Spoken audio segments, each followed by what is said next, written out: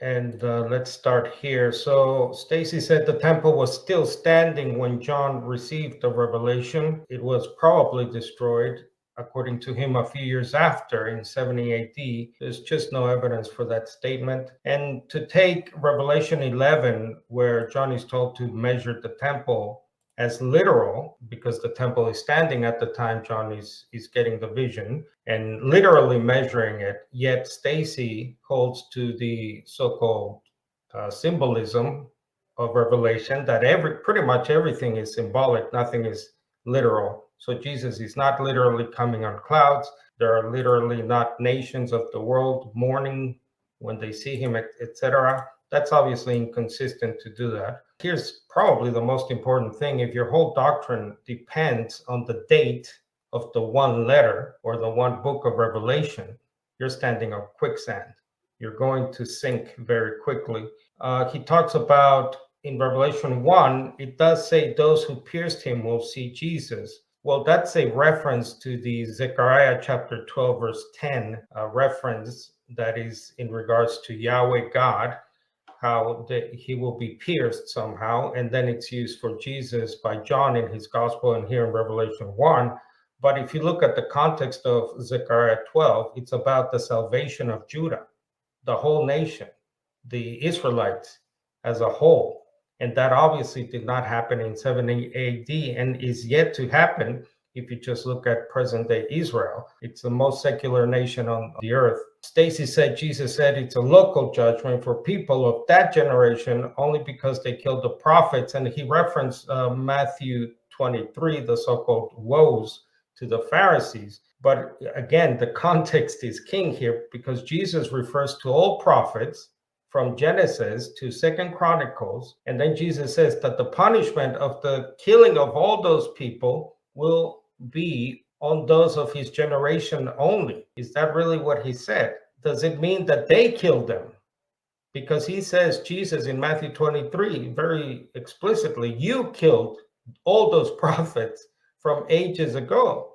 So no, the meaning obviously there is that the punishment will come across all ages and not just to these first century AD Jews that Jesus was referring to. Stacy said that the message to the 7 churches, Revelation, is for those churches only, and they no longer exist. Well, all New Testament letters are addressed to churches and individuals who no longer exist, obviously, but it does not mean they have no relevance, no application for us today, or foretelling of future events for future generations. So the word generation there in Matthew 24:34 should be understood, again, in the context of the way the writer Matthew uses it, and he uses it as a reference to this present evil age that will not pass away, as Jesus goes on to say, until it gives way to the age to come, until all the things Jesus said come to pass. The Greek word translated generation is used by Matthew elsewhere, not to mean a specific generation of 40 years or whatever number you put to a generation. For example, in Matthew 12:39, in Matthew 16:4, Jesus says that an evil and adulterous generation, using that Greek word from Matthew 24:34, demands a sign. Well, is it only specific to that generation? Is it not evil today? Are people not also demanding of signs today? Jesus obviously did not mean that only that generation, his generation, was adulterous and demanding of signs, or that the end of the age means the end of the old covenant system, the Mosaic system. There is no biblical teaching for that the phrase end of the age means that. Because to this day, Judaism exists. Synagogues are around, are they not? So it's a great mistake to believe the end of the age has come and gone.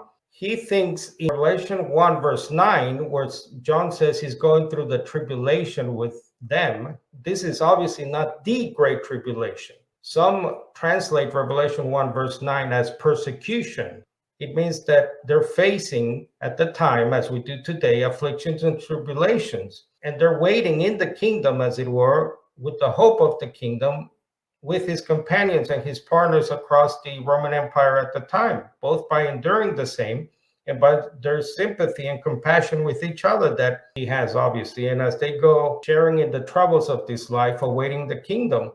And there's a good parallel to this in Acts 14, verse 22, where Paul says they were strengthening the souls of the disciples, encouraging them to continue in the faith, because he says we must enter the kingdom of God through many persecutions, or the word there, tribulation. So we must go through many tribulations, persecutions. So it has nothing to do with the one great tribulation that Jesus himself says the world has never seen and will never see again. And one question would be, how are you in tribulation and in the kingdom ruling at the same time, which makes no sense? About his time indicators, as he calls them, the message that will soon take place, that type of language, the time is at hand, these are the things that have happened, etc. In verse 19 of Revelation 1. And then Revelation 22, Jesus saying, I am coming quickly. Well, the things that are, not that have happened, by the way, he mistranslates Revelation 1:19. It doesn't say these are things that have happened. No, it simply says he is given revelation of things at that time. And what John says about the churches at that time, that they're going through current persecutions, not the great tribulation as such, and the coming soon or at hand language. This is not unique to the New Testament. The Old Testament prophets, as I said in my opening, it's a standard operating prophetic word, as I call it. It's a way of speaking of all prophets through the ages. Second coming, where is Jesus? Well, it's somehow invisible, I guess, or as some call it, spiritual. And he appeals, of course, I think, to Luke 17. And he says that it means the kingdom is the Spirit of God in us, which is the new covenant promise. Actually, Jesus warns against such an interpretation of his coming.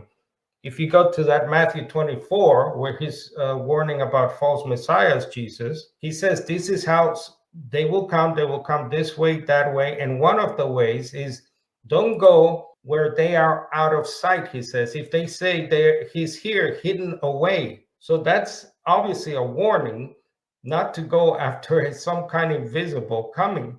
Stacy believes that, I guess, in a resurrection in 70 AD, the temple is destroyed, but there is no such event of resurrection. The fact that there's no physical parousia coming, or as we call it, second coming of Christ, so there is none apparently.